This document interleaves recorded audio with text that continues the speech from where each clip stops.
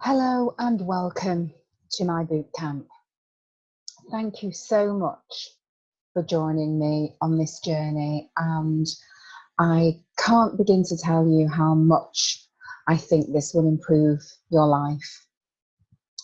The information contained in this course has taken me about 30 years to put together and to refine, and I have gone through this process myself. Many women, my clients, have also gone through it, and they have seen massive change and transformation, which is what I'm all about. First of all, let me introduce myself. My name's Angela Kane, and I am a transformational coach and spiritual teacher and mentor to women in the second half of life who are wanting to live their best life in the second half. And I believe age is no barrier to anything at all. And I created this program because I do lots of one-on-one work with my clients, and I decided that I wanted to be able to reach more people because I've seen the results that I've had with my clients, and also that I've had in my own life. And so I decided to join the Transformation Summit and create this program for you. And I'm so happy that you're here. And I'm really excited for you because I think once you get into this and you start using the practices and doing the practices and form a habit, that it will massively improve your life. And first of all, I've prepared a PowerPoint presentation, and so I'm going to go through some of that with you as well. And I am going to guide you through the steps. There will be instructions, there will be PDFs as well with this, and there will be instructions on the PDFs about the exercises that I'm going to give for you to do to also help you with the course. And using PowerPoint and screen sharing is all very new, a new experience for me. This is really, doing video is actually really outside my comfort zone. But I know that I've got to do it if I want to help more women. And so here goes. So please bear with me because I'm not very technical. And so it might take a few goes before I actually get this right. But anyway, let's have a go and see what we can do. So let's see if I can share the screen. Okay. Right. Now, is that working? Yes, that seems to be working okay. Excuse me. And so this course is based on the book that I wrote called From Fear to Fabulous. And I'm not sure with this bar I can move it. Let's see if I can move it up there. That's better. Yeah, so as I was saying, this course is based on the book that I wrote called From Fear to Fabulous.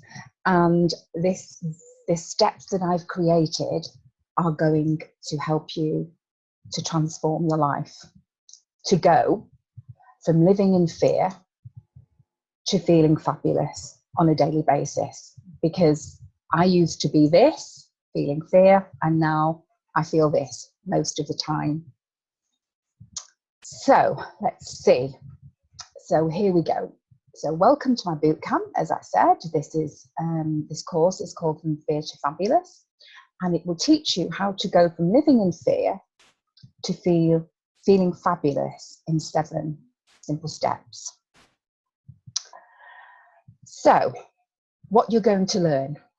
Well, in this program, you're going to learn several key points about your mind, how it works, the need to manage your thoughts, and the impact your thoughts will have on your life. And during the program, you will explore the power and potential of the human mind. You'll understand the need to be aware of your thoughts and how your thoughts really do create your reality. You'll discover what it takes to eliminate the thoughts that are destructive to your well-being. So I hope you're as excited as I am, because it's time to begin the journey from fear to fabulous. But before we do that, I'd just like to tell you a little bit about my story so that you have an understanding of where I was and where I am now and what it took to get me to this place. And the reason I'm sharing my story is because some of it may resonate with you, and it will also give you hope that no matter how bad things are right now, you don't have to settle for that, and you can change it. So my story began really as a teenager when sadly both my parents died within 2 years of each other. That left myself and my brother alone in the world. We had some lovely relatives, but our parents, who we depended on completely, had gone. And it was the scariest, most horrifying, awful thing that I could ever imagine. And I would never wish that on anybody else, to have to go, go through what we went through. My life was in total chaos, fear. I was just gripped totally by fear every single day. And within just under a year, just about 2 years, I'd lost both my parents. I'd become a mother, and I'd moved to the other side of the country, where I live in the UK. I live in the north of the UK, and I'd moved to the south. So I didn't even have my friends. I had a young baby, and it was difficult, very, very difficult. My husband at the time was working nights, and so I was on my own most of the time. And I was very, very afraid. I felt alone. I felt the world was a really scary place, and I was looking in all the wrong places for answers. Needless to say, that relationship didn't last very long. Two individuals that were really struggling does not bode well for a happy relationship, and so that relationship ended. And then for years, I would have another couple of relationships after that. Each time I thought, this is it. This is going to bring me the happiness that I've been searching for. But of course it didn't, because I was looking to the other person to actually heal my own pain. And I know now that that was never going to happen. And so for many, many years, I went about just living in a daze of living an unconscious life, as I call it now. I was operating from a system that I'd been, conditioned to, as we all are. And I really didn't know how to get out of it. And then, whilst I was working at the time as a full-time ballroom dance teacher, and we used to go to various different states in America to a convention. And one particular year I went to the convention, and whilst I was in that convention, there were various different dance workshops and speakers. And whilst I was in that convention, one of the speakers was talking about how you can change your life by changing how you think. And I can remember it as clear as day. I sat in that chair and I sort of sat up and thought, oh my God, is that all it takes? Can I really do this? And I listened, absolutely riveted to everything he said for the rest of that talk. And I came out of that seminar that day a different person. My whole body was vibrating from head to toe. And I knew that that was it. This was the information that I'd been searching for. And so when I came home, of course, the internet wasn't around as it is now. It was much more difficult to find information. So I was sending off for all sorts of information, going to libraries, etc., etc. And really, I've been studying metaphysical principles ever since. And it's completely and utterly, excuse me while I just get a drink. It's completely and utterly changed my life. And I'm sure that it will change yours too. And obviously, if you're here in this boot camp, then you have an interest in living a more spiritual life, living a more conscious life, and this program will absolutely help you to do that. So, module 1. Here we are at module 1. And so awareness is the first step. You're creating your life unconsciously, 24 hours a day, 7 days a week. And you're going to get to know you during this course, the real you. And you'll find out that your perception really does create your experiences. So how did all this separation between mind and body come into play? Well, most people still believe that the mind and the body are very, very separate. However, science is actually changing now with the quantum physicists.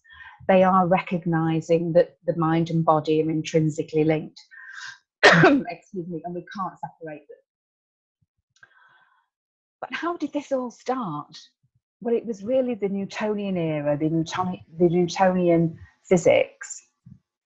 And it was a gentleman called Rene Descartes, and he was the founding father of medicine, so they say, of Western medicine. And he apparently made a deal with the Pope. And he agreed with the Pope so that he was allowed to dissect bodies and do various different tests on bodies. The Pope allowed that to happen, but he agreed that he wouldn't do anything to do with the mind, the soul, the emotions, all of that were left to the church. He was only interested in the body. And unfortunately, that then set the tone for Western science as it is today. So what I'm going to talk to you about in the first module is how our thoughts become things. And they really do become things.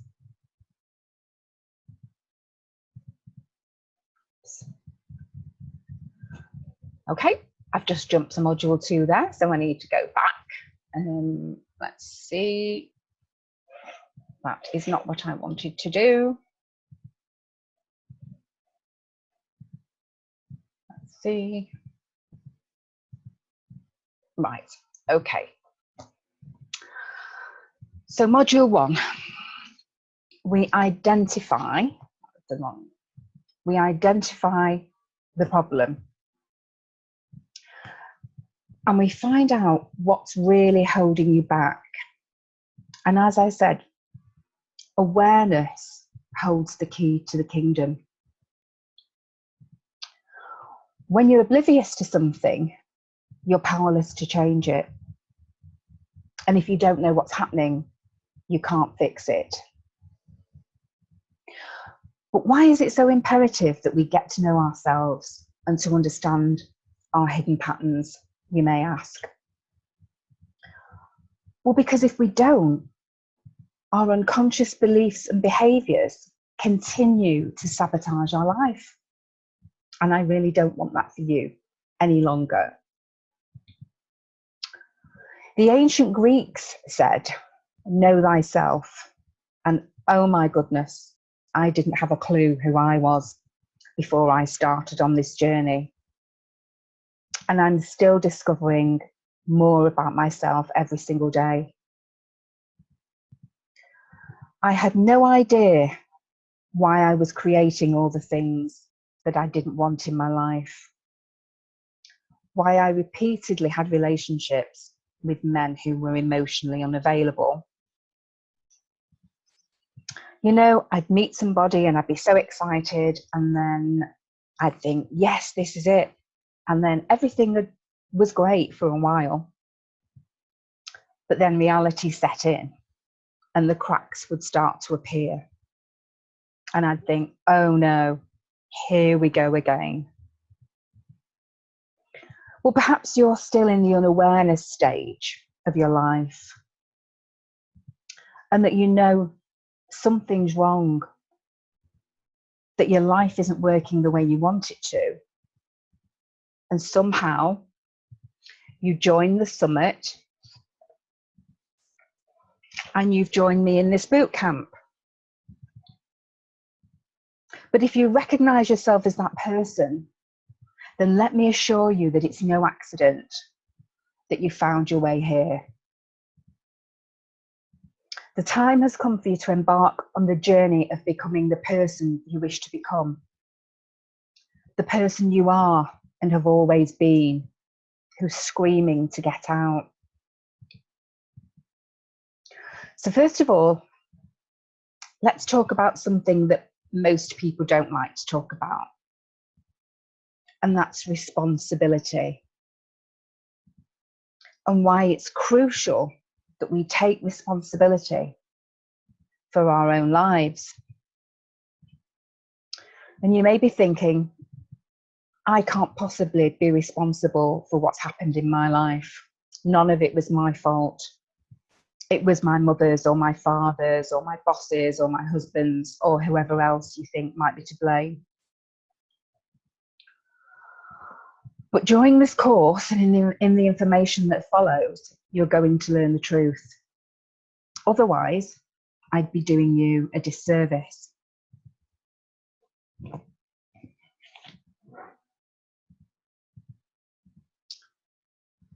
Excuse me. I'm going to tell you how it really is and how you are responsible for your own life and everything that happens in it. And I know that's a really hard pill to swallow, but it really is true. But being responsible and accepting responsibility doesn't mean you're to blame. You're not to blame. It's not your fault. We as human beings are all programmed. We're all programmed from birth. And we pick up emotions from our parents, our siblings, and anyone else who's in close contact with us. We can even inherit trauma from our parents and grandparents. So the stuff that's holding you back may not even be yours. You might be surprised to learn that our life operates mostly from our subconscious mind. And scientists are now telling us that as much as 96% of our life is run on autopilot from the programming that's in our subconscious mind. And when we're not conscious of what we're doing, thinking and saying, the subconscious programming is running the show. So think of the subconscious mind like a tape player. It consistently replays all of our experiences, all of our conversations, all the emotions that we feel. Every experience we've ever had and will have is stored in the subconscious mind. And the subconscious mind is incredibly powerful because it beats our heart, it organizes our breathing, it allows us to move around without having to think about moving every single muscle individually, thankfully, otherwise we'd be exhausted. It makes it possible to function without conscious thought. But what's not so beneficial is that it replays every negative word and thought we've ever had about ourselves and the world, which then feeds the voice of the inner critic. The voice of the critic is very strong in most people, but especially so in women, I found during the course of my work with women. The subconscious mind is a great and faithful servant, but a terrible master. And we must learn to become mindful of everything we think, say, and do if we want our life to work. And as our thoughts create our feelings, and our feelings create our actions, or lack of them, we have to become conscious of what we're doing, what we're thinking. The subconscious is in every single cell of our body. It's not just in our head, as many people believe. And to take charge of your life, you must first realize that the thoughts you're thinking, you must realize what you're thinking, and then begin to reprogram the subconscious mind if the thoughts you're thinking that you're having on a daily basis are not making you feel good. We really have to unlearn everything we've been taught throughout our life and start to reprogram the subconscious mind with new beliefs, new empowering positive beliefs and messages about ourselves and the world around us. The world around us is in fact nothing more than a reflection of what's going on inside us. And you may think, why is that important? Well, it's important because if you don't begin to understand yourself and to realize the way you function is mostly down to subconscious programming, it's not a conscious choice. You'll be unaware that you have the capacity to change it, and you'll remain feeling stuck and powerless, feeling fear and apprehension about your life and your future. In essence, the thoughts we think create the way we feel, and the way we feel dictates our quality of life. We have on average around 75 to 80,000 thoughts a day.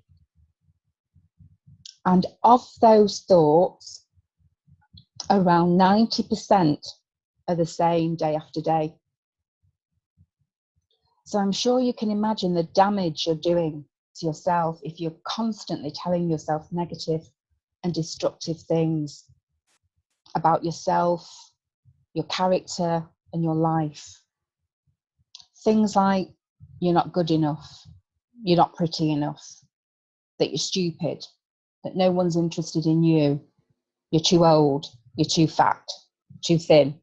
And so it goes on and on and on. So if those are the sorts of things you're telling yourself on a daily basis, is it any wonder your life's not working and you feel terrible? Perhaps you feel depressed and have very little energy most of the time. I know that's how I used to feel. I was so lethargic. But just think about all the energy you're giving to putting yourself down on a daily basis, and how cruel the messages are that you give to yourself. Would you speak to your best friend in that way? I doubt it very much. So then, why do you think it's acceptable to treat yourself in this way? Under those circumstances, It's not really surprising you feel the way you feel, is it?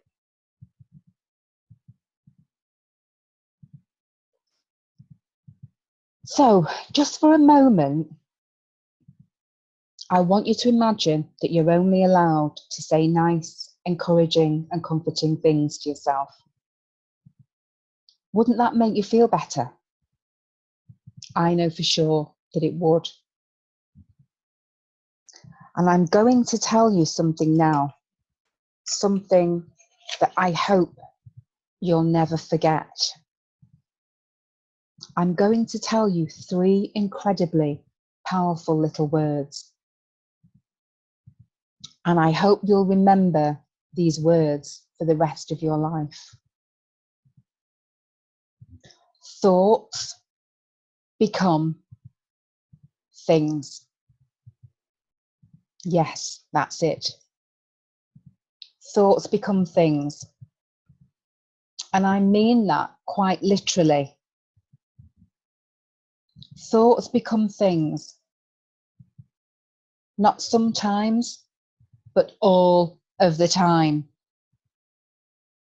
With every thought you think and every word you speak, you're creating your life on some level. And if you haven't heard this before, you may think it's quite radical. However, let me assure you that this isn't bad news. It's amazing news, because they're your thoughts. And every minute of every day, you get to choose what to think. You can actually choose what to think. So if the thoughts that you've been having haven't brought you the things, the people, the circumstances that you want in your life, then you have the power to change them. I'm not telling you that this is easy, but I am telling you that it's possible. But really, to do it, you have to get a regular practice. You have to become aware what you're thinking, and you have to put practices in place to notice them and change them. And that's how we reprogram the subconscious mind. Most people have a very uncontrolled mind. And a very uncontrolled mind causes all sorts of problems. And if this is the case for you, just know that you can change it. You can start to retrain your mind today. In fact, it's absolutely essential if you want to live a happy and fruitful life. Every situation in your life, in reality, is neither good nor bad. It just is. But you make it so by the meaning that you give it. Something that you think is a terrible, awful situation may not be a terrible and awful situation for someone else. It's all subjective. We give a situation a particular meaning because of the lens that we see the world through, which is really just our perception. And our perception creates our experiences. We are in effect slaves to the emotional states that we've memorized from experiences in our past. When we're living in the present moment, that's when we open the door to the quantum field of possibility. Because everything happens now. Everything happens in the now moment. And what's even more interesting is the brain doesn't know the difference between what's real and what's imagined. Just like when you cry watching a sad movie, or you feel fear and tension while watching a horror film, we know logically that this is just a movie. It's not really happening. However, our brain produces the same chemical reaction as if we're experiencing that fear or sadness in our life. This is because we're absorbed in the story. And so the corresponding emotions, i.e. tears, if it's a sad movie, show up. We start to cry. And this is what happens in life. We're so involved and identified with our story that we think that is who we are. Similarly, excuse me, if you visualize or mentally rehearse a situation of great joy, your body will produce those corresponding emotions, whether or not they're happening in your mind or in your physical world. In quantum physics, it's said that perception is projection, or as viewed, so appears. And what that means is how we see the world and how we see each situation is actually creating that situation. It's been discovered in quantum physics by the quantum physicist guys that no experiment can be carried out in quantum physics without an observer present, because the observer affects the outcome, which means that your mind has an effect on the world around you. It's called the observer effect, and it states that where your attention goes, your energy flows. And as a consequence of this, you affect your material world. So if we take Einstein's word that everything in the universe is made up of energy, including you and me, doesn't it make sense to put your attention and your energy on what you want rather than what you perceive with your five senses, which only looks at the world from a very limited perspective? If we just rely on our five senses, we never get beyond that. But we need to start living in the moment and concentrating on the now, watching what we're thinking. And if you do that, the things that you see on the outside are going to start changing, because you will be changing from the inside out. It's a very interesting concept, isn't it, that our thoughts actually do create our reality. But really, it's much more than a concept. It happens to be true. So for your first exercise, what I'd like you to do is get a pen and a piece of paper, and I'd like you to set an alarm on your phone 4 times a day. So really mid-morning, lunchtime, mid-afternoon and evening, and even perhaps before you go to bed. And when that alarm goes off, I want you to write out exactly what's in your mind at any given moment, because that's how you will know what you're thinking, because we're so used to just thinking thoughts, thinking. As I say, we have about 70,000 thoughts a day. And of those 70,000, most of them are the same every day. And so if you start to take notice and record your thoughts, and if you do that for 7 days, you'll be amazed at what you're actually thinking. And you'll probably realize that most of the things that you think are negative. And as we said at the beginning of the module, the whole point of this module is to become aware of what you're thinking. That's the first step. Because once you start to realize, oh my goodness, am I thinking that all the time? Am I thinking this isn't going to work? Why am I so miserable? Life isn't going to get better for me. When you're thinking and telling yourself all those things, then no, it won't get better for you. You have to change the voice in your head. Because the words that you say to yourself and the pictures that you see in your mind on a daily basis create your life. And so I hope that you've enjoyed this module, and I hope that you've enjoyed the information.